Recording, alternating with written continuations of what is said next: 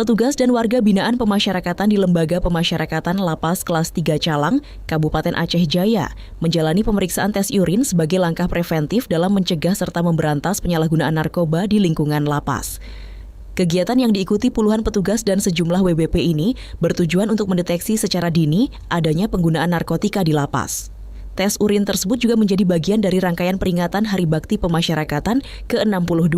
Pelaksanaan pemeriksaan berlangsung di lingkungan Lapas Kelas 3 Calang dengan tetap mengedepankan prosedur yang berlaku. Seluruh petugas serta perwakilan WBPE mengikuti kegiatan tersebut secara tertib. Dalam pelaksanaannya, pihak lapas turut melibatkan tim medis dari Puskesmas serta disaksikan oleh unsur Kejaksaan Negeri dan Pengadilan sebagai bentuk transparansi kepada publik dalam upaya pemberantasan narkoba. Kepala Lapas Kelas 3 Calang Suparman mengatakan bahwa tes urin ini merupakan bagian dari komitmen pihaknya dalam menciptakan lingkungan pemasyarakatan yang bersih dari narkoba.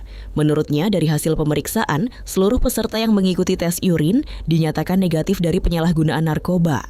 Hal ini menunjukkan bahwa kondisi Lapas Kelas 3 Calang tetap dalam keadaan aman dan terkendali.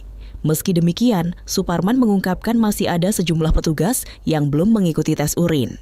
Pihaknya akan melaporkan hal tersebut ke kantor wilayah untuk ditindaklanjuti termasuk kemungkinan pelaksanaan tes ulang.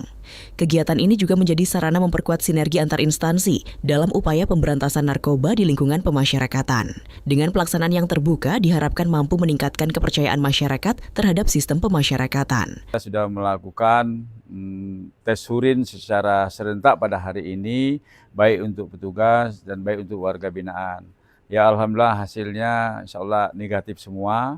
Kemudian ada ini beberapa orang juga petugas kita yang pada hari ini tidak hadir. Ini merupakan langkah ke depan akan kita laporkan. Mungkin mereka ini akan nanti menurut petunjuk kantor wilayah apa mereka akan dipanggil di kantor wilayah tes urin.